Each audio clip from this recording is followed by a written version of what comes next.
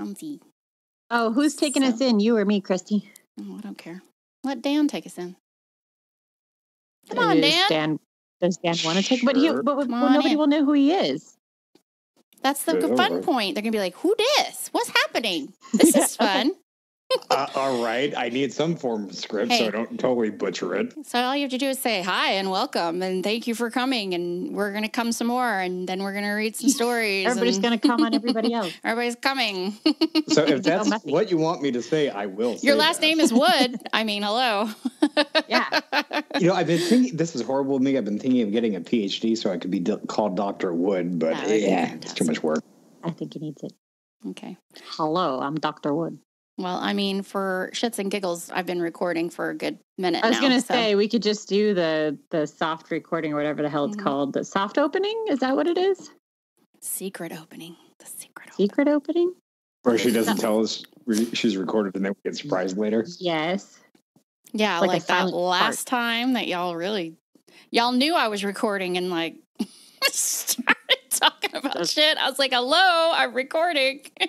Oh my God, the best. Last week you were like, I was like, hold on a second. We need to stop so I can take the dog out. And then like, that's all in the pod. Me talking to the dog. I thought about editing it out, but I was like, this is funny. That was kind of true to life. It's like, I feel like I totally know this. That's why I like keeping some of that shit in there, because I know it sounds hokey, but it's like you're hanging out with us. It's not so like formal, and so some of it I like to keep. And I'm just not a stickler. So stiff. We like to be very. I mean, loosely goes. We're not like professional podcasters. We all sit in our house and record, and that's just the way I like it. I don't want it, I like it. It's funny that we have actual lives and people around us and we're sitting here recording. Slightly more authentic. It is. Yeah. So that's the point of it to me, but that's just me. So what you going to do? Welcome to the Creepin' It Real show. Yes. And I am one of your hosts, Moni. And welcome Dan to the show. Finally. Yes. Clear, total transparency. We already did a show with Dan, but I had to trash it, and by no means his fault. It was my fault, and also really, really bad sound. It was horrible. I was intoxicated, and they had horrible sound quality, and the actual content of the show, it was just disrespectful to the I couldn't do it. So I put it off and kept trying to just edit it the best I could. And I'm like, there's no editing this mess. This is just not going to work. So I trashed it. And so we're happy to have him back again for something a little bit more fun, discussion than I appreciate that. murders. I do have to say the remake episode you did with Yardley was awesome. Yeah. It was much better. Yes, agreed. I was glad it was it was more professional as quote unquote as we can get, and more respectful. So I just felt like we needed to redo it, but we did want to have Dan back because he's a fun guy. He's a fun guy. He's a fun guy. He's Dr. Wood. How did you know I was a mushroom? Well, it's an educated guess. I know. I'm just that's the quality of jokes you're going to get with me. So, he has more dad jokes, and he's not a dad. It's insane. Hey. We're getting robbed then. I could tell you my chicken joke. Do we want to hear it? I'm scared. I think you'll laugh. Okay. I mean, why do chicken coops only have 2 doors? Why? Why? Well, if they had 4, they'd be a sedan. Wow. Drive that shit right off this show. It didn't have dead bodies in it or scary things. Like, what the hell? That's supposed to be. I mean, it was scary and how unfunny it was. Yeah, that's true. But I just want you to know I have my microphone off and I'm laughing hysterically at my own humor. Well, at least somebody's laughing. Like we said, Kristi doesn't edit, so whatever you say goes into the Hall of Shame. That's right. If y'all have to listen to my drunk ass, because I refuse to even edit myself, as horrifyingly ridiculous and embarrassing as I have been at times. Nope. I'm like, hey, this is what you get, bitch. Suck it up. It's going out there. So welcome. Dan and I had an interesting ghost hunting adventure times yesterday. That was a journey. It was yesterday? A good journey. Wow. Yeah, we went to a lot of places in North San Diego County area, one of which being the Heaven's Gate Suicide House. Mm-hmm. And I am aware of that, yes. It's creepy. I didn't know that was right here in Vista, not to be confused with Chula Vista. But it's got some kind of French wording like on the outside of it, and then like a really creepy symbol that I tried kind of like looking up, and I couldn't find what it meant. But the French thing said like translates loosely to always looking. It was bizarre. Yeah. Is and this it's, place it's a compound. like just anybody there now, or is it just abandoned? Yeah, and that's what's weird too, is it's got this beautiful, it's got these big old walls around it, and it's got all this surveillance cameras. And then if you just peek through the fence a little bit, you see that they've got like a front yard swimming pool, and like they've got rainbow everything. It's really weird and bizarre. It's a beautiful area. We've never been up that way, and it was creepy. Now, correct me if I'm wrong, but didn't they have some sort of weird pool floaty in that pool? Yeah, that was the rainbow pool floaty that was like incongruous with all the fucking horrors that have happened in that place. Yes. Yeah. Mm-hmm. Very nice. And then afterward, we went, if you're local out to the San Diego North County area, there's the Indian Reservation, Paula, and there's a casino out there as well. But that road is littered with these really creepy kind of like abandoned and spray painted, what turned out to be, what did we figure out they were down? Are they dairy? They were old dairy housing and farms for like cows and workers and stuff. So if you needed a cow milked, I guess you would go there.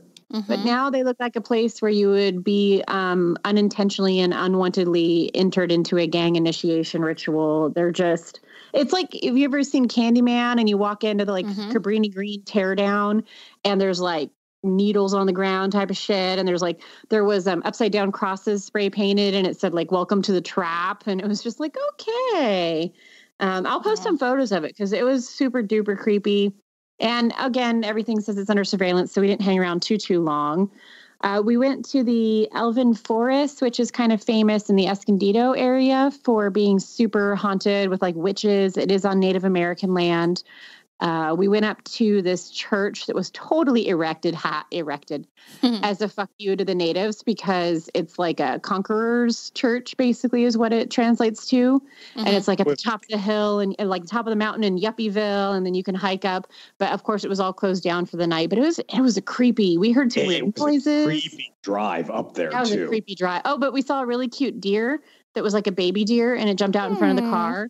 And then it was like frolicking, but it like kept frolicking back in and out of the road. We're like, okay, I guess we're just driving. I don't want to hit you. Go the other way. Go the other way. He was so cute, though. It was, yeah, and then we made like owls and. Oh yeah, we made some sort of comment about a bird, and then all of a sudden the bird pops up in front of my truck, and almost died a little birdie death. Yes, big animals or something big moving in the really thick bushes in the dark, like just really creepy shit. Especially very nice. City kids. Used to that shit. It's like outdoors. Like there were animals in the forest. Yeah, and like one-lane roads. We're not used to like rural anything. Everything up here we think of as like populated, you know? Yeah. It's like, oh God, creature, run away. Very nice. That's exciting. Yeah, I'll have to post some photos because there's the photos came out super creeps. So I'm sure we'll have listeners like zooming in and being like, "There's a ghost in the background," you know. Heck yeah. People on the internets are like straight up should work for the FBI. That's all I'm saying, man. They get in there. They investigate. They find things. They find things. Mm-hmm. Cool. Is that it? Is that your adventures? I see on the notes. I didn't want to be like, is that it? Like, that's all you got? But like, we're going to go up and check out some of the places while they're open again, because the forest trail is actually somewhere you can hike during the daytime. So we will report back, or we won't, because we'll be dead, because it's like totally the opening of a horror movie, but whatever. Yeah, please don't die. Don't die. We'll try. Well, we're not planning on it, but if there's other forces at work. We got to a point where we're like, shit happens. Yeah. Gotcha. Well, how exciting. I need to do that more. I've been so just a freaking hobbit in my house. It's not going anywhere, not doing anything, just burp. Yeah, my husband has a broken foot, so he's kind of in that sucks. Right now. He's got a big, hot, heavy cast on his leg, and he's not happy. So that really sucks. Yeah. Oh. And on that note. All right. Well, all right. So we're going to do some scary stories, but first of all, I need to say a few things. These are stories from the internet, mostly. I'm not going to refer to names because they're all fake names anyway. Nobody's going to get upset that you didn't, use their fake sign-in name. Some of these people have bad grammar. Some of them are speaking from another country. So when we are speaking and we're like confused or not understanding or something is not making sense, not our fault. We're just here to interpret like what they're saying the best that we can. I've combed all kinds of internets. I've been on YouTube videos in the comments section. Yep.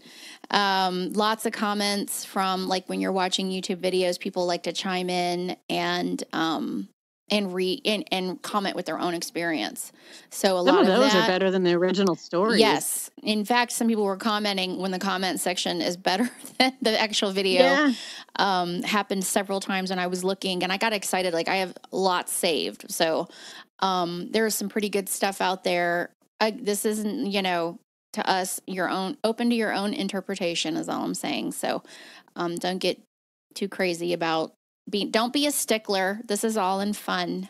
And we just enjoy reading stories. I mean, people really come to Creeping It Real for the serious and scholarly discussions that we have here. But today you're going to have to let that go because we are drinking and reading crazy stories. Leave the cancer curing for the Sunday episodes, okay? Like we will solve all the world's problems on Sundays. This is a weekday bonus episode. So you're welcome, y'all. Moni's going to kick us off with some stories. Boner episodes. Some good stories that she found. I am also going to say that I intentionally cold read these because I enjoy hearing these just as much as we hope the listeners do. So I definitely stumble through them, but it's going to be fun, I think. Cool. So that being said, not me, cheers. This is the story. Yes. Huh? I said cheers. My friend passed away at 19 from an overdose. It was over 10 years ago. We all went to the funeral and burial and helped his girlfriend move out of the house and back into her parents. 2 months later, I was hanging out with my friend. It was late at night, which was normal teenage behavior. We just sitting in his car outside his house when his phone rang.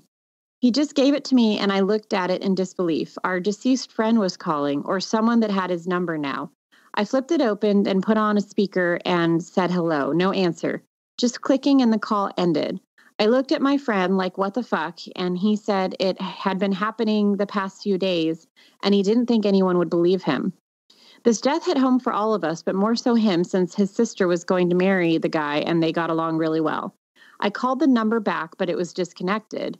It happened a few weeks later and then stopped altogether. And the reason that I wanted to actually read this one is because I lost a couple of friends a couple of years ago, really close friends, and this actually happened to me. So one of our friends' numbers called a few times when I confirmed it with his father that the phone number had been disconnected. And indeed, if you call back, nothing happens. So not too spooky, but actually kind of neat and kind of interesting. It is interesting, for sure. Yeah, that's weird. Yeah. And then I have another one, it's short.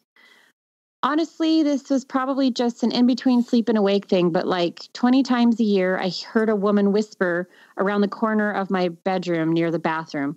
Only 2 moments it sounded like more than sighs or spooky mumbles. Once it was my name, and the other was, I don't think you should do that. Like I said, pretty sure it's just sleepy hallucinating, but still creepy. So when we're talking about the comments being better, here's a comment. As if the story isn't scary enough, another user commented and added a chilling layer to it. My immediate thought is that since you were essentially sleeping, you weren't doing anything, which opens the possibility that whatever said, I don't think you should do that, could have been talking to someone or something else. That's crazy because I actually read this story Oh. I was like, wow, I've heard this before. And then when I read the comment, you were reading the comment, I'm like, yes, I've definitely heard this one. That is crazy. So let me give you guys just a little bit of a conversation about this. I've had this happen to me, not like this. So for a while, it's the house I'm living in now. There was these really weird things. There was just like this year or two, and we've lived here for 14 years. That weird shit was happening in this house. And one of them, like, there was this instance where I was asleep and my husband was at a meeting, like a homeowners association meeting. And I went to bed early and I woke up to our bedroom doorknob turning. Like it sounded like it was turning and then being let go. So it kind of like jarred back to where its normal position was several times. And I'm like, I jump up thinking, oh my gosh, I've somehow closed the door and locked him out of the bedroom, which would never happen. And I raise up and I can hear it like as I'm awake too. And my door's open. Like the door's open. He's not here. And it's just, the kids are asleep in bed. So that happened one time.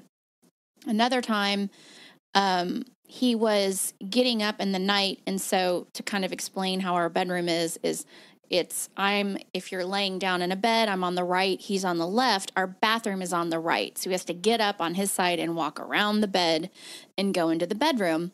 And one night he got up to go to the bathroom in the middle of the night. It was darkish. And as he's peeing, I just asked him, did you turn the light on? And he was like, no, because it was dark. And the reason why I asked him is I saw a woman walking next to him from in front of our bed all the way into the bathroom. And I could see her as clear as day, like walking right next to him on the way to the bathroom. And she was, white, she was white because it was like lit up. And I was thinking maybe he turned the light on. Like I was trying in my mind kind of figure out like, what did I just see? Was this like a light reflection? Maybe my brain's playing tricks on me. And this is all happening within like months at a time.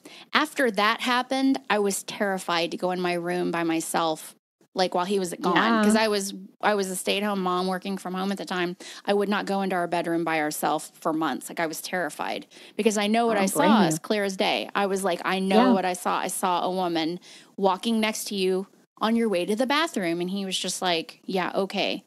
And then I finally start going back into our bedroom, and this was months after this happened. I'm taking a nap and I wake up and I can hear whispering, like two people are next to me having a conversation, whispering really loudly. I don't open my eyes because I'm awake and I'm like, I can hear these people whispering, but I knew if I wake up, like, quote unquote, like I look like I'm awake, they'll stop talking. So I just laid there and I could hear two women as clear as day, like, and I couldn't make out what they were saying, but they were whispering really, really loudly, like, like talking like back and forth, back and forth. And as soon as I officially wake up, it stops. And then like a few weird things happened after that. And then it never happened again. But then, sorry, this is almost over.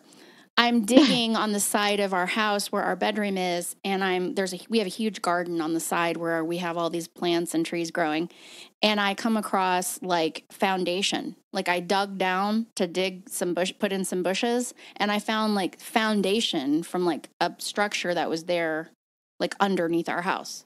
So I don't know if I just happened. That's like some Amityville shit, like the newer one where you like find a whole, was it basement or like wall? It was just like wood. It was just like you could see, like, honestly, what I think it is like energy, like leftover energy. Like these people are just existing where their house was, and it was just like crossover energy, which I have been really, really into lately, kind of like time warps, time slips, glitch in the matrix, as they call it, like things where energy's left behind or energies cross over. But I really do after a while, because it just went away. Like it never happened again. And that was like 10 years ago.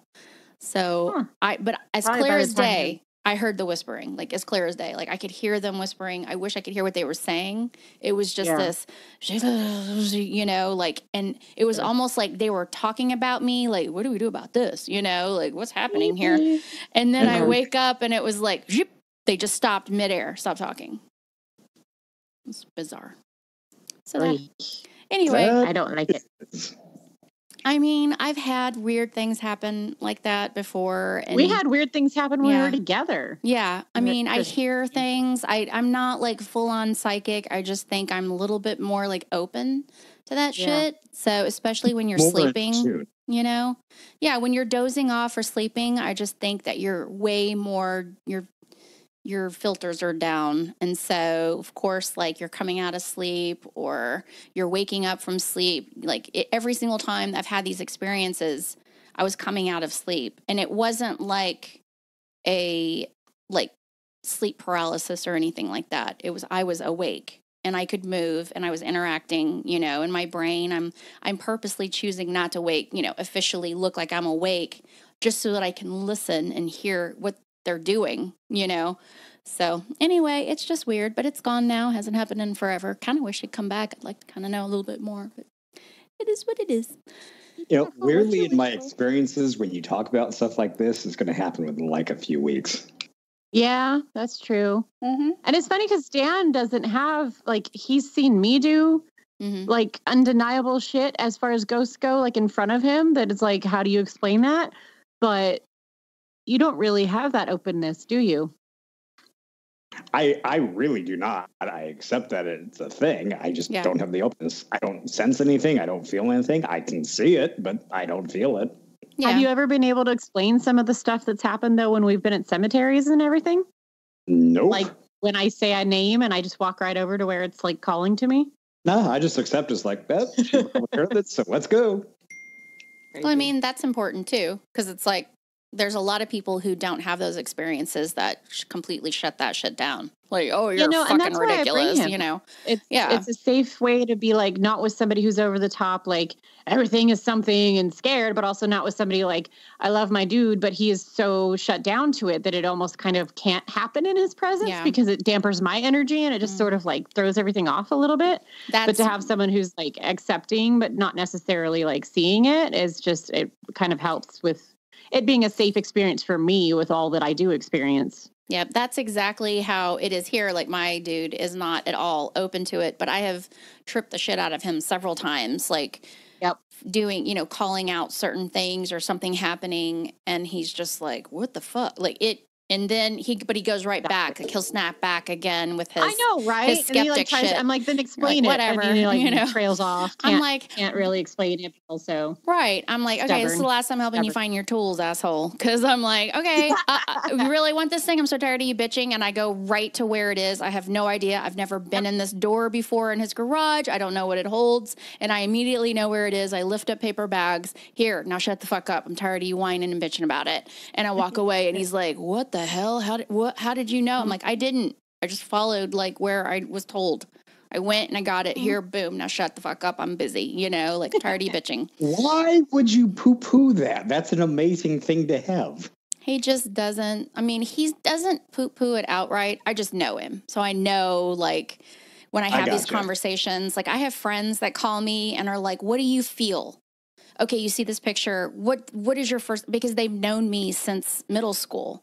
So they know how I am and they've known how I've always been. And so they get like, some of them I have to be like, you got to go live your life. Like, stop asking me, you know, if you can take a shit or not. Like, seriously, like go move with your life.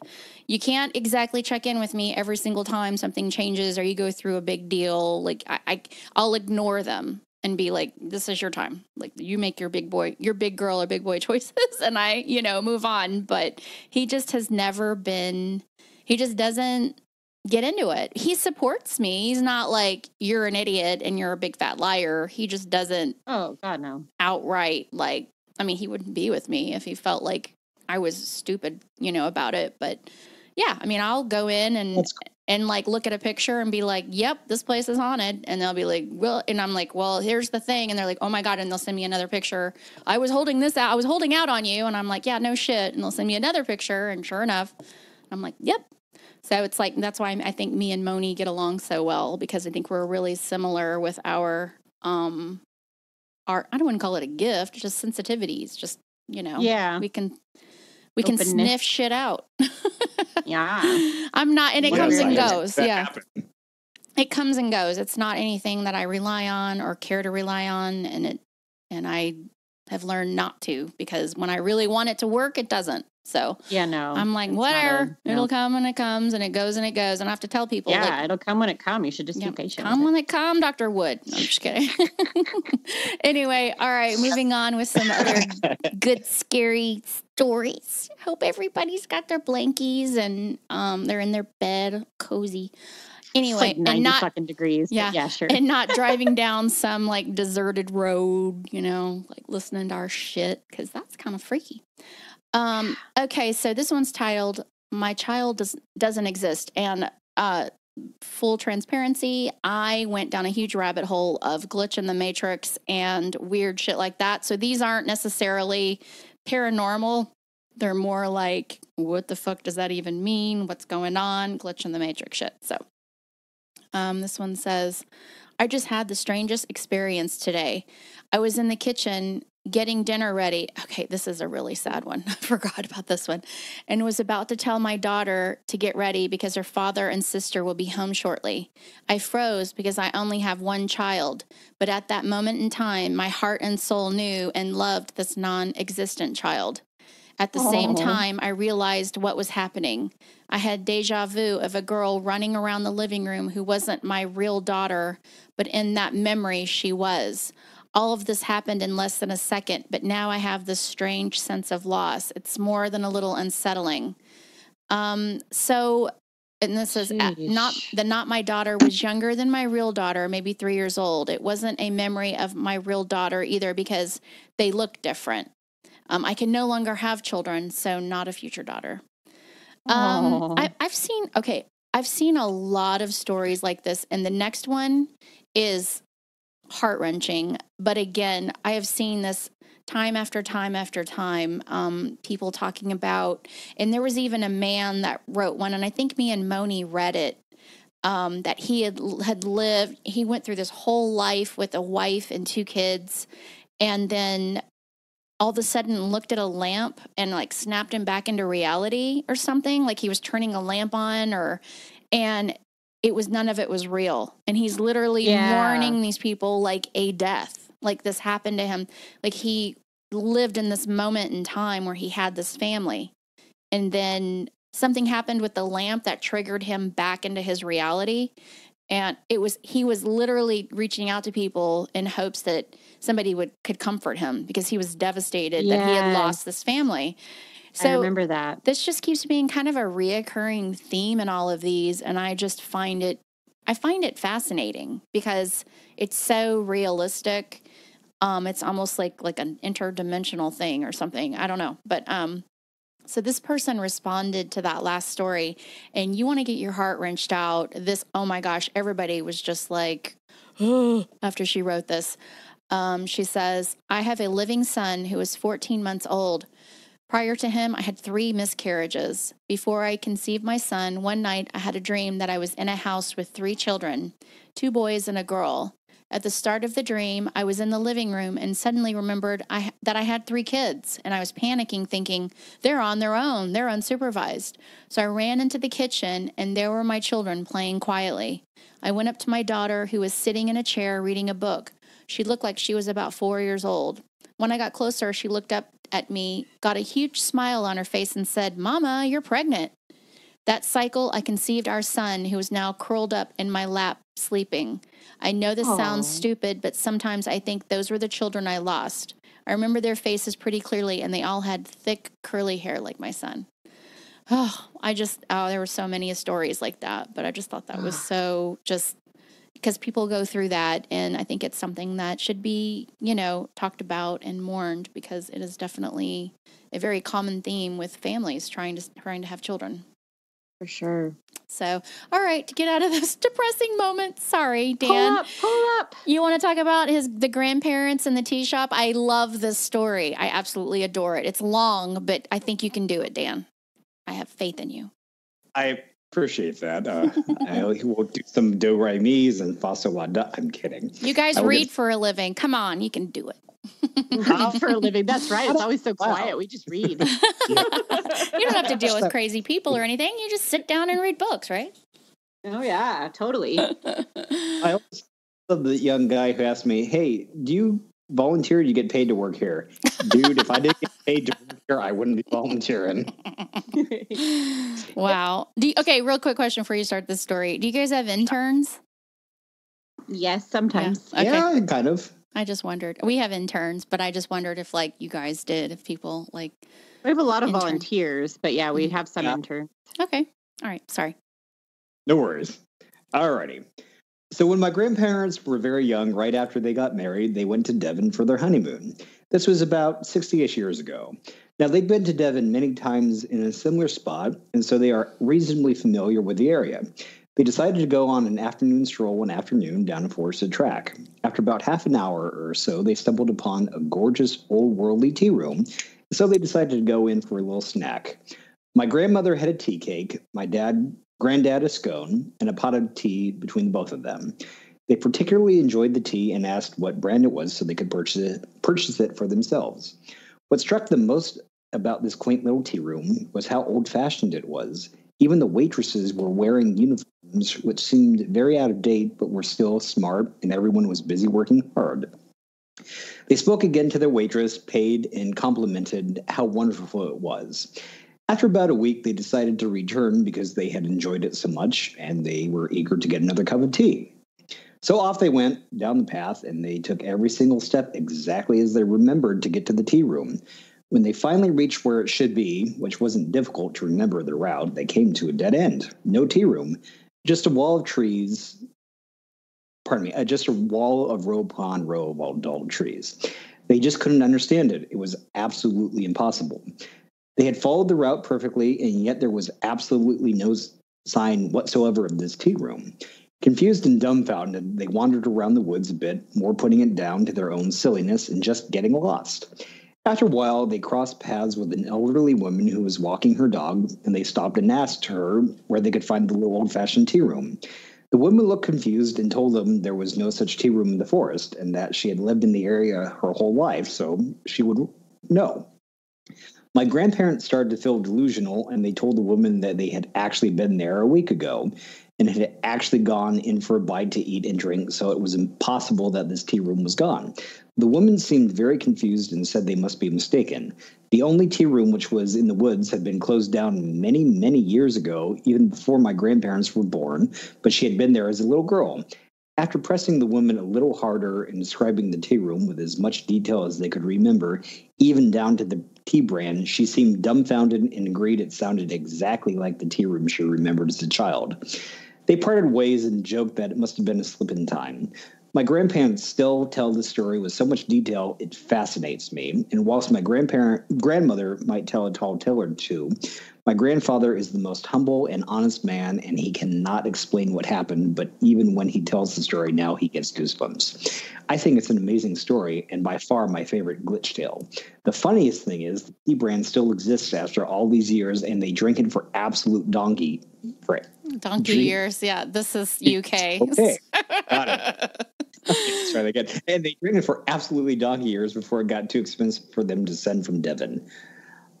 So there was an edit added to this. So I had a small message exchange with Mom to gather a bit more information. She said this. It was 1956, and I'm going to slaughter this. Ifracrum, Devon, between the 2nd and 9th of September. They searched all over for the tea rooms with the ladies in old-fashioned dresses and pennies. Something else happened this week, too. They visited a place called Chambercombe Manor and asked the man for directions as they were on foot. He told them which way to go, and when they turned around, he wasn't there. Chambercombe Manor is online. Look it up. I've searched for that tea room, been online, looked at old photos, never found anything. It was pre-decimal currency, pounds, shillings, and pennies, and that currency would have looked the same from 1900 to 1971 when we went metric. Dad's not one for flights of fancies either, and he agrees both incidents happened. So that's why she edited it, is because people were asking, oh, come on, the currency would have been different. Like, give me trying to prove that this was bullshit. And so she was saying, this is all the same currency from this time to this time. So it wouldn't have looked bizarre. The money, anyway, they probably looked a little bizarre. But there's so many stories like that out there about being somewhere and either driving and seeing like a small space in time of old cars and buildings and then kind of snapping out of it, or stuff like this, or seeing like being at a battlefield and seeing Confederate shoulder, in war, like a battle. So those always fascinate me. That's crazy. Yeah, they're trippy. So, disappearing house with non-humans in it. This is quite long, but it's a really strange occurrence.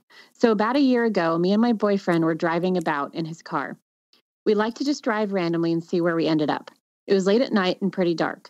So we're driving around this random cul-de-sac trying to find our way out when we come across a random curved street that feels so out of place. The rest of the houses were all white pebblestones, small bungalows, and crammed together tightly. This row of houses were really modern, dark gray with large windows at the front. There were only about 5 on the whole street, and the street sort of curved away from the rest of the roads. We drove quietly around the curve, and it was eerily silent, with none of the lights on in the houses except for one. We both commented on how creepy they looked, and I looked into the window that had the light on. There was something, sitting on a couch facing the window, and as we passed, it looked up. The shape of its head was so not human. It was very oval, and I couldn't see any eyes, but I could feel it looking right into me. We were really freaked out and drove away. We spent so long after that Google mapping the place we had driven around trying to find that street. We Googled modern buildings in the area, etc. We tried to drive around the area a couple of times, but could never find it. We were always freaked out by it, and both of us remembered it. Really recently, we were driving around randomly, and we came across it again. It was the same, but felt less creepy, probably because we were so aware of it. We screenshotted where we were on Google Maps, and the screenshot disappeared from my phone.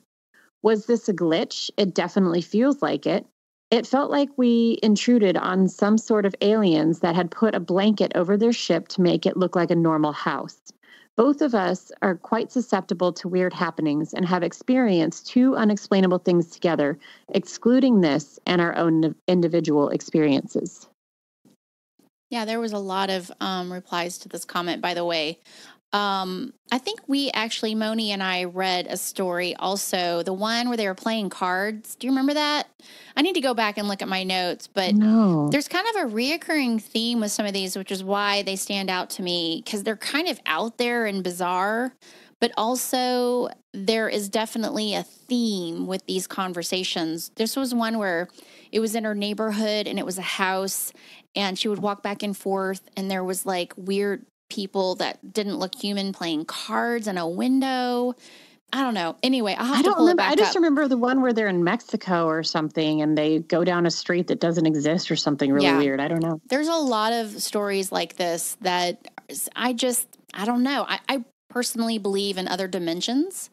And I just think we're just not clear on how that works. And so we are not currently and like understanding or recognizing it, but I think other dimensions, of course, are. And so there's this weird crossover with animals and people and beings that like know that we're not, up to speed, but they are. So they're kind of like voyeurs of our reality that we think is the only reality, whereas the big joke's on us. It's not the only fucking reality. No. So, go ahead. By chance, was it dogs playing cards that they saw? No, but that would be awesome if it was. Wow.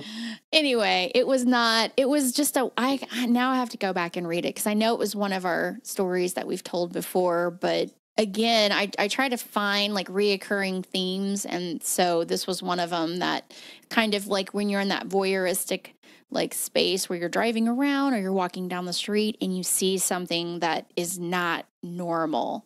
And I think that that's just so crazy, like so out of context, like a normal house, a normal neighborhood, and crazy people, or something crazy happens, or I love all that. It fascinates me. So, yeah. Okay, so it's my turn. My husband came home twice. These are fascinate me too, doppelgangers. And I actually have a friend who actually, and I keep saying actually, sorry, who has a doppelganger. Seriously, like his cousins have seen it, and he has been followed by it.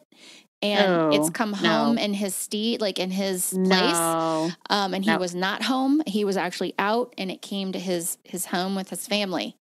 And and I've recommended him to a Native American, because this is in New Mexico. Yeah, I don't think you're supposed to live after something like that happens. Seriously. It depends on really what you believe. Doppelgangers and Native American culture, which he is part Native American, they believe that it's a demon that isn't trying to, you're not going to die. It's just trying to take your place and live your life and try to fool people so that it can insert itself into society. That's fucked up. And so when he started to tell me the story, I immediately knew what he was talking about. I'm like, you have a doppelganger. Ugh. I went to high school with him, and we were in dance club together for chorus, the Entertainers Club. And he's been a good friend of mine. He's a really, really popular guitarist now, but he spends a lot of time still in New Mexico. So it's totally bizarre. I love doppelganger stories. So again, because I've been personally involved in them. But so this woman's husband gets out at work at 5:30 p.m. and gets home between 5:36, she's very precise, and 6 o'clock p.m. Sometimes my kids are still eating dinner. Last week, I'm getting a head start on dishes, and my kids are still eating dinner. I hear the dogs go off. Hear his truck door. A few seconds later, he does this distinct throat clear and tells the dogs to quiet down. Comes in the door and says hi to the kids. They say hi back. I turn and smile, and he goes upstairs to go to the bathroom. I look at the clock. It's 5:40. He never comes back, though. I go outside and smoke a cigarette and notice his stuff isn't at the table where he throws it after work. Whatever. So I go upstairs after my cigarette and go to look for him at the bathroom and go to look at the bathroom door. The light is off and the door is open. It's empty. I go check the bedroom. Nothing. Ask the kids. They said he was probably in the bathroom. I said that I had checked and he wasn't there. The kids can see every door leading outside from the dinner table. I go back upstairs and check the rooms. He's not there. I look out a window to the driveway. His truck's not out front. So I asked the kids if they saw him leave, but they didn't. I said he's not here anymore, and all the kids looked confused and started exchanging weird looks. At 5:50 p.m., the dogs start barking, and I hear his door. I hear his keys hit the table outside, and he walks in and says, "Hi." Then he goes to the bathroom. My kids and I look at each other weird, but don't say anything. When he gets out of the bathroom, I asked where he went. He had a confused face and asked what I meant. I tell him, I told you what I told you guys so far, and he looks at the kids and said that he was just getting home. The kids say they saw him and talked to him, and so did I. He made the face, and all the kids just looked disturbed. I told them all it was just a time glitch. It was the weirdest time glitch I've ever experienced because there were witnesses, my kids, and we interacted with him. Thought you all would be interested in this one. I've experienced a lot of weird, but I've only had to retell the story a witness. So a lot of people were commenting about this, and they were like, really? He just went, And she said, he's like an engineer, and he's super smart, but he also has like a belief in this kind of stuff. Like he borderlines, in conspiracy stuff. So that's why she was like, he wasn't like, I don't believe you. You're a liar. It was more like, really? So anyway, here's some responses from that story that are really good. This person says, had a very similar experience when I was a little kid. My dad would get home from work, come in the front door, and put his briefcase and keys on the counter just inside the door, then use the restroom before coming to say hello. We had a pass-through window between the living room and the den, which is where we watch TV, so sound traveled well.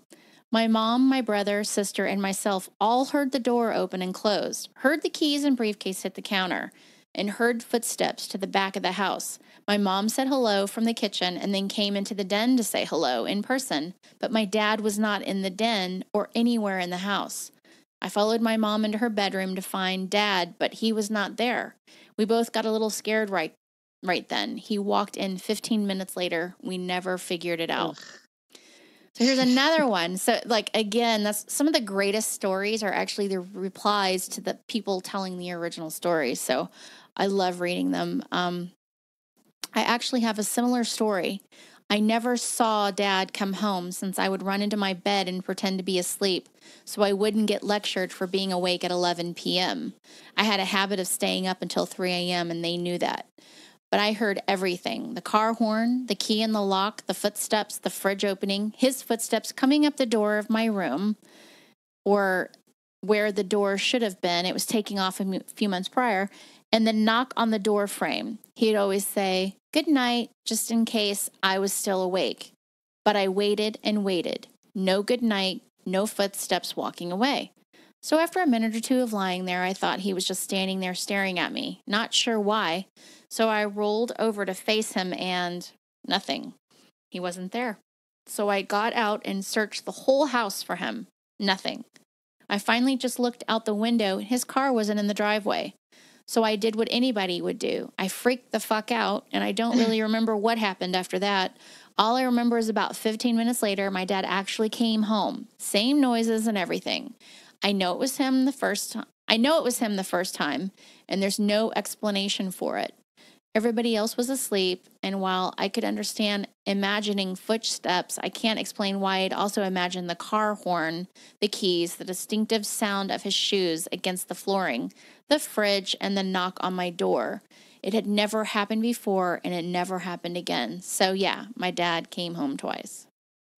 Oh, these are creepy. And I'll tell you what, I don't spook easily, and I'm listening to this. I've got headphones on. I'm just as engrossed as I hope the listeners are. And as I'm doing that, something comes and nips at my hand. Oh my God. Hell no. Heart attack just now. That's not good. No. Anyway. And also I labeled these the first time. So Dan, you have a nice long, hard one after mine, but I'm going to do a little poor guy got another one. Hey, if you need to tack out and we need to like help read it, we can, because it's long, but it's really good. And so I debated, but I'm like, I got to keep this one in. It's so good. So if you want to take a break, we'll take over. I'm good at long, hard readings. He's Dr. Wood after all, right? Give you guys this quickie about how my boyfriend and I lost 10 hours. 12 years ago, my boyfriend and I went to the video store to rent Ghostbusters because I had just found out he'd never seen it before. Yeah, you definitely have to rent it if he's never seen it before. After we rented the movie, we went for a late lunch. He had 2 beers, I had 1. We were definitely not drunk. We got back to my place, made popcorn and poured soft drinks over ice, and sat down on my couch. We put the movie in the DVD player and pressed play. We were not sleepy, we're not drunk, nor on drugs. We were in that hyper-awake, flirtatious state of dating, if that makes sense.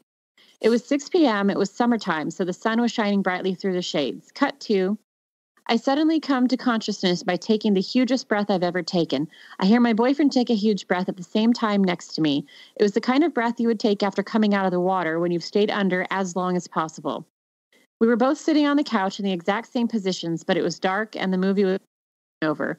The glowing clock showed it was 4 a.m. We both remember the same thing. We lost consciousness at the exact same time and came back into consciousness at the exact same moment. We don't know what happened, and we still talk about it sometimes. It's the weirdest thing that's ever happened to me. The poor guy has still never seen Ghostbusters to this day, which is too bad because I think it's a really good movie. Seriously, like that's a bummer. Fantastic movie. I'd be afraid to watch it after that, though, too. Yeah, right. He's like, that's okay. You'd think the aliens would at least wait until after they watch the movie. Like, right? Common courtesy is that let them watch Ghostbusters. It's a national treasure. Yeah. Come on. 8. Dan doesn't even know what to do with us right now. Oh, I do. I just don't act on it. It happened. He's afraid of the black holes we'd go down if he did. Holes. Well, I mean, I like black holes. I don't know what I'm saying. Oh, dear God. So, We really went there. That is awesome. And on that note. So I'll be honest, when I first read this, I read this as my Christmas goat. Oh, not same. goat. I was just now years old when I realized it was coat. Again, I wanted to say tag team, but then I stopped. But then here I still said it. If you need to tap out and ask one of us to finish, because this is a long story, we will totally take on our duty and finish the story. So I just don't even know what to say with myself right now. I am ridiculous. So Dan, take it away. I will. All right. In 1988, when I was 13 at Christmas, I received a new coat as a present, which was quite distinctive. It was a reversible jacket, light blue fleece type stuff on one side and shiny waterproof burgundy deep purple color material on the other. I had two Snoopy badges, which had been, let's try that again. I almost read that as Snoopy. I had two Snoopy badges, which I had sewn on, one on each sleeve, so the thing was definitely distinctive. It was my birthday, 1st of March, and a Saturday. I had received some money as birthday presents, and my mom agreed to let me catch the bus into town on my own so I could spend it. I waited at the bus stop, and as the rather full bus stopped, I got on, paid for my ticket, but had to wait near the front section where the larger luggage rack was situated. As I stood there, I became aware of a woman in glasses wearing a long dark coat with a silver leaf brooch on the left lapel, dark brown hair, somewhat smallish, sat on one of the front seats, staring intently at me. In fact, she didn't take her eyes off of me. I found it very unnerving and started giving her dirty looks, thinking she would look elsewhere, but she didn't. I kept looking away, looking back, getting more and more irked as the bus drove into town. I thought she was a weirdo, and as the bus finally stopped in town, I quickly got off the bus, and instead of turning right like everyone did to go into the shopping center, I turned left and walked down the side of it towards the indoor market. I looked behind me to see the woman following me, and after I turned the corner and looked back again, expecting to see her come around the corner, she didn't. I kept looking back as I walked along the street, but she never followed. I was relieved, and in a short time, I had forgotten it entirely. Jump ahead to several years to 1991, and I had decided to take the bus and go to a street market in a neighboring town that occurred every Friday. Again, it was my birthday, and I had gone there, spent a few hours looking around all the stalls, then caught the bus back home. As I got near to my house, I decided to carry on into town and pick up my prescription, have some lunch, and carry on shopping. The bus was quite full. As it approached my usual getting on stop and opening the stores, a few people got on, including a young girl in a rather unique coat. It was shiny burgundy material with two badges sewn on, one on each sleeve. I looked at the girl standing there in total disbelief. Jeans, jacket, trainers, short hair. It was me. I just kept looking at her, trying to work out what the fuck was going on. I couldn't take my eyes off the jacket, thinking if I looked away, she would go. The young girl kept looking at me, turning away, looking back, grimacing, and getting more and more upset. As the bus pulled into town and doors opened, she got off and walked to go towards the market, and I rushed to follow her. She turned the corner of the shopping center, and I quickly followed. I turned the corner to see nothing. I had vanished. I stood there for several moments trying to comprehend what had happened when I remembered years ago when I had seen the women on the bus staring at me, and I just froze. I looked at my coat, long black with silver leaf brooch that my sister had given me for my 21st birthday present. I went to a pub and brought a brandy and sat stone-faced, looking at it, trying to figure out for some reason for what had just happened. At that time, I didn't know about time slips and didn't have a clue what was going on. I never told anyone until I told my husband the whole story some 10 years later. This is not the end, though. About 5 or 6 years after that, it was wintertime. Being dark, cold, and quite windy, I wanted to get it done and get back home. So after work, I rushed into town via car to pick up some particular cat food from the local Wilkinson store. Tuna steaks and tuna steaks with mackerel, mixed six-pack, as one of my cats is a fish face and won't eat anything that hasn't swum the channel. That's kind of awesome. I parked in the store car park next to the ASDA and walked to the 500 yards to the Wilkinson store. Bought the cat food and left. As I got back to my car and unlocked the boot, I saw a woman in ASDA's car park standing next to a dark-colored 4x4 of some type. She was 5'3" inches tall, wearing a long wool-type coat, had brown graying hair, and was using a stick to walk. She got into her car and stood looking in my direction, smiling. As I looked at her, I realized it was me, but older. I was fatter, had grayed hair, was using a walking stick, but it was definitely me. I don't know what would happen if I tried to talk to my future self, so didn't try. My older self got in the 4x4 and drove off, leaving me wondering what that was all about. At the time, I didn't have gray hair in sight, and I certainly didn't use a walking stick. The reciprocal part of this hasn't occurred yet, but 2 years later, I was in a car crash when a 40-foot wagon hit me while driving home on the motorway and sent me spinning, hitting 4 other cars, bouncing off the central reservation and then stopping. My back, hip, head, and left arm was injured, and despite trying to carry on working, eventually I had to stop working as my injuries have gotten progressively worse over time. I now have to walk aided by a collapsible black walking stick. My hair is quickly turning grayer by the day, but I don't have a 4x4. I can only wait and see what happens in the future. That's crazy. Isn't that crazy? So I can't even imagine, like, remembering as that child, this weird lady staring at you, and then years later realizing you were the weird lady staring at yourself. That's fucked up. I think my brain would explode. That's crazy. Holy crap. Holy crap. That was so amazing. I don't care if that was fake or not. That was an amazing story. Like, you go. That's pretty good. Fuck. It is. That is amazing. So, moving on. So I have a series of quickies, but I hope you enjoy them. My usual they all have run. their place. Anyway. That's right. I enjoy taking runs after 9 p.m. I live in a genuinely safe neighborhood. Nowhere's fucking safe. In the suburbs, where mostly older folks and new parents live. Just a week or two ago, I went running, and I have a small wooded areas in my subdivision where the houses' backyards are literally in the woods. I got to the last one on a sidewalk that runs adjacent to one of these patches of woods, and I heard some rustling. I normally have my iPod, so I wasn't used to hearing nature at night, so I ignored it for a split second. Out of the corner of my eye, I saw movement and looked over, and there was a very skinny, naked thing. I don't know what it was, digging in the ground, facing away from me.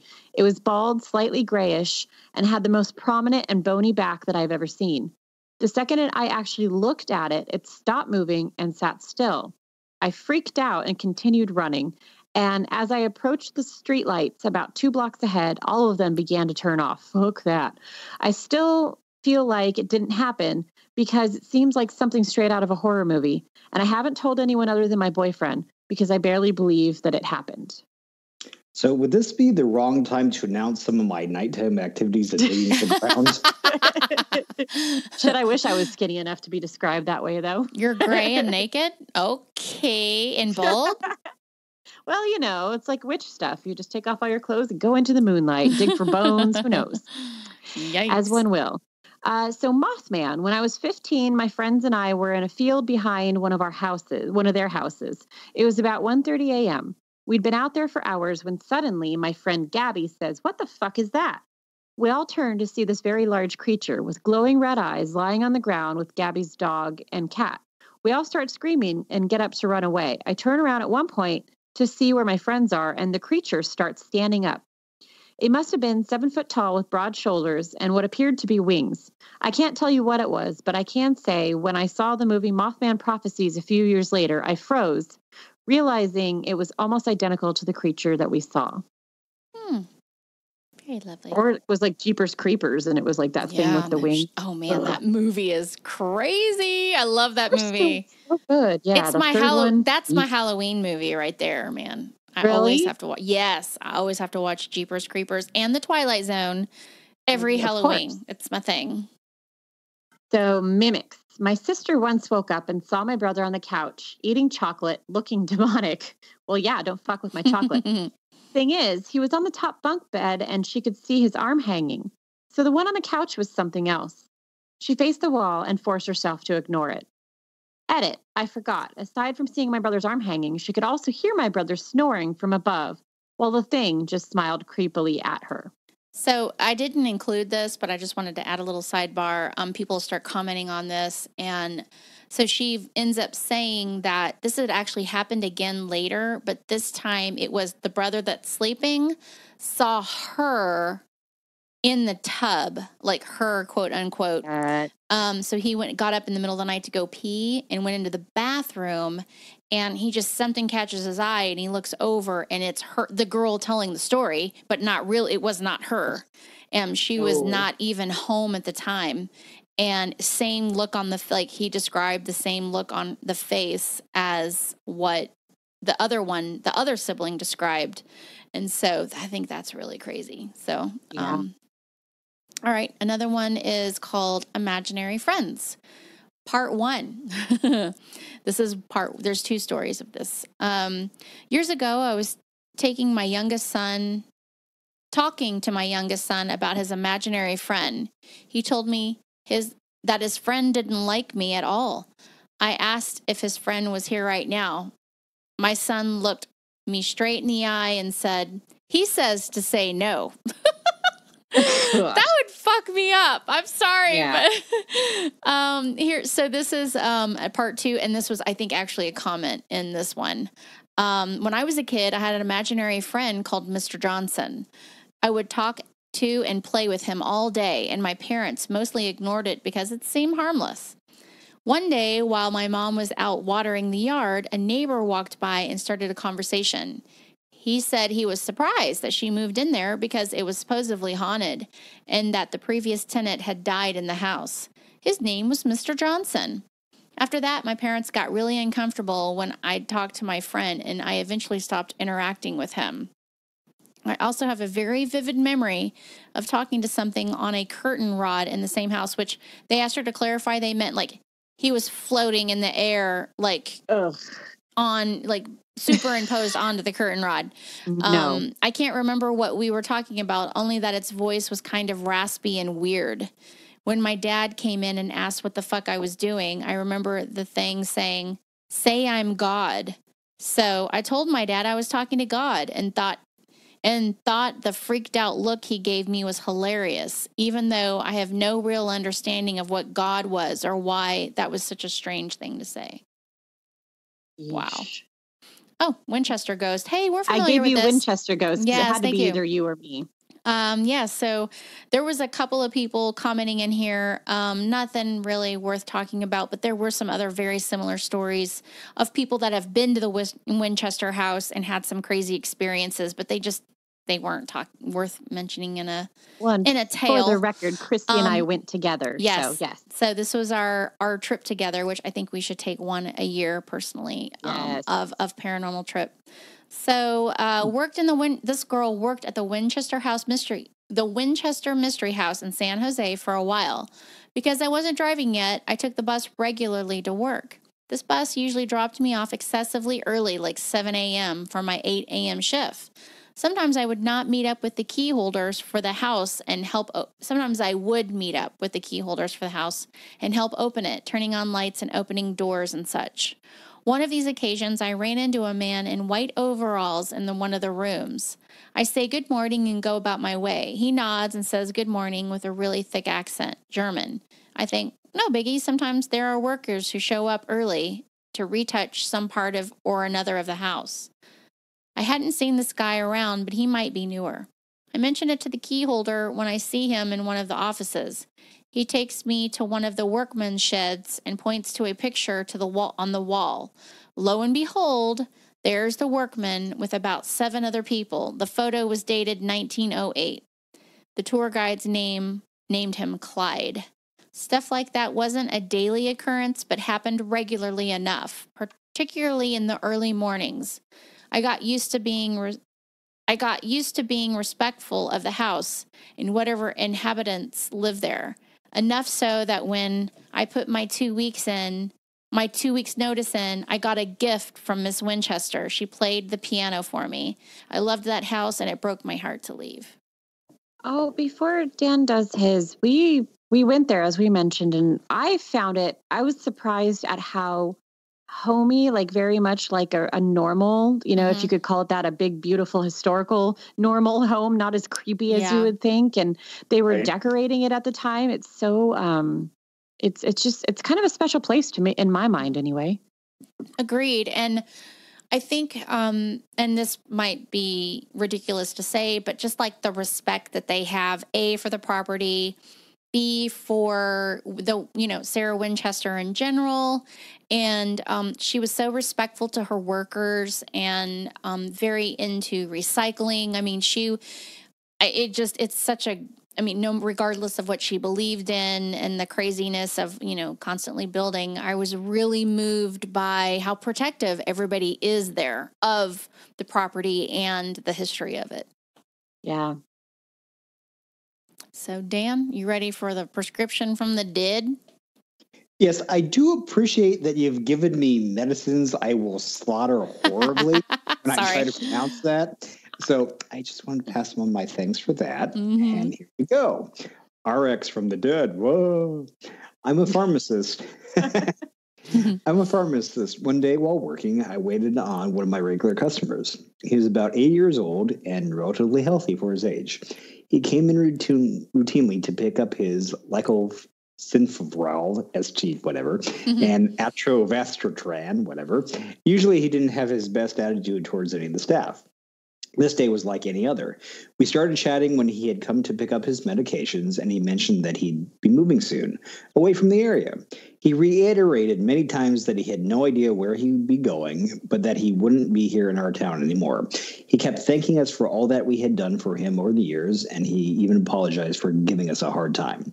About 3 weeks later, I received a fax from an accounting office requesting the patient's records regarding total dollars spent on medication. This is fairly common, as in many cases that amount is tax deductible. The thing that struck oddly to me is that the request was made on behalf of a trust. Also not uncommon, but sort of odd. I called the accounting office to discuss the request, only to find out that the patient had died 2 months prior to his last visit to the pharmacy. My heart sank. Even though our exchange during his visit was good, I thought I'd been confused about the dates, but I verified his signature for the prescription pickup. And sure enough, the date and time were well after his time of death. After that encounter, I believe, it actually made me very emotionally satisfied that he'd come to make amends with us. We were seemingly important enough to him that he came to us to set things right. That's crazy that you could even verify it through the signature. Usually stuff like that disappears conveniently or something. Mm-hmm. Wow. Yeah, that's mind-blowing. I mean, can you imagine? I mean, I think like as a pharmacist, you're going to go and like cover all your bases. So he's like, nope, yep, here it is. That's crazy. That's really crazy. And obviously he knew the person, so it wasn't like someone who wanted to just kind of steal prescriptions and sign for it or whatever. That's crazy. Exactly. All right, so the Uber ghost. I've been driving for Uber and Lyft for a couple of years now, and the story I'm about to share is both exciting and sad. I got a call to pick up a guy at a bar in the downtown area of my city, and I waited by the sidewalk for what was 4 men walking to my car. I distinctly remember 4 men, 1 older and 3 younger, coming to my car. When they got in, one of the guys was coming in from the right back door and was finishing his cigarette. Wow, before he got inside. There was a middle-aged Irish man in the front passenger seat, 2 Hispanic males in their late 20s, and 1 youthful male who looked like he was from Puerto Rico or the Dominican Republic or somewhere. He was young with dark brown eyes and a buzz cut and bronze skin with a red sleeve baseball T-shirt and a wooden rosary. The whole ride he was quiet, not engaging in any discussions. The other 3 men were talking crap, but as friends, friendly fire. When I got to their hotel to drop them off, I remember turning on the top light in the car so the back passengers could make sure they got everything. But as I looked back, the kid in the middle with the rosary was gone. They hadn't even opened the doors yet. My brain was unable to figure this out. The 2 young men in the back got out, and the only one left was the Irish guy. I turned to him and explained that there was a 4th rider and thought he was bullshitting, even laughed and asked if I was sober. Finally, he asked me in a sort of mock tone what the guy looked like, and I described him how I did above. Then it got weird. His face looked more sober, and he said, "This is weird. I don't believe in those things, but just what you described. One of our friends who died before we came here to this city. He died back home in a car wreck. I went home after that and sat in bed trying to figure out what I had just experienced. Damn. So one of his buddies joined them on their trip. Isn't that nice? That kind of is, but also a little sad. Very sad. Yeah. That's it. Well, so we've read some crazy ass stories. Yes. Yes, we have. I hope you enjoyed it, and please take some time to give us a rating. A nice one would be preferable because, that's just, you should be nice to people. Yeah, nice to people. As we mentioned, this was a boner episode, so this wasn't. Did you say this is a boner? Yeah, a bonus. I'm like, did I just hear that? It was a boner bonus. And we had said on our last show that we were going to do Chernobyl the next show, which would be this show, but it's really fucking meta right now. But anyways, we are doing Chernobyl on our next regular show, but this boner show was just scary stories. You're welcome. So should I be worried that I was the boner of this episode? Yes, Mr. Wood was the boner of this episode. So thanks for that, Mr. Wood. Do you want to tell us your socials or do you not want to share that with the people? Oh, I don't mind sharing. You can follow me on Twitter at caffeinated_Dan. You'll get a lot of D&D, comic book stuff, and library stuff. And Nerd. Yeah. You should talk, Moni. I know, right? Well, giant nerd and just silly little thoughts that pop into my brainstem. Yeah. Kristi? I am Creepin' It Kristi on Instagram, Creepin' a Real Show on Twitter, and then we all do contribute to the Facebook page, which, hey, it's getting to be our season. You're going to want to check out all our shit. Yes, we got to plan out some advanced stuff because every year, now we're 2 years into this, and we go like, we should have done something for October. Let's seriously, fucking do something cool for October. Every year, okay, it's not been that long since we've been a show, but like two whole Octobers. We've had 2 Octobers, and every October, our listenership goes out the fucking roof, like triples in numbers. So we need to do some good planning for sure. Yes, we should give them something to make it grow. Wait, what? Yes. And on that note, I am Rebel Moni on Twitter, and I am Moni Bear on Instagram, and I am also one of the contributors to our Creepin' It Real Facebook page. And next week we will be back with an episode about Chernobyl, some of the stuff you've probably heard before, but some new things that I'd be willing to wager most of you do not know about it that are fascinating and creepy. I would also like to thank Dan for taking time to join us and read some scary stories. And we'll have to have him again. Fun. Definitely. Please do. Yeah, it's great. Thank you for joining us. And what you got to say, Moni? Go ahead, say it. Creep it real, y'all. Boom.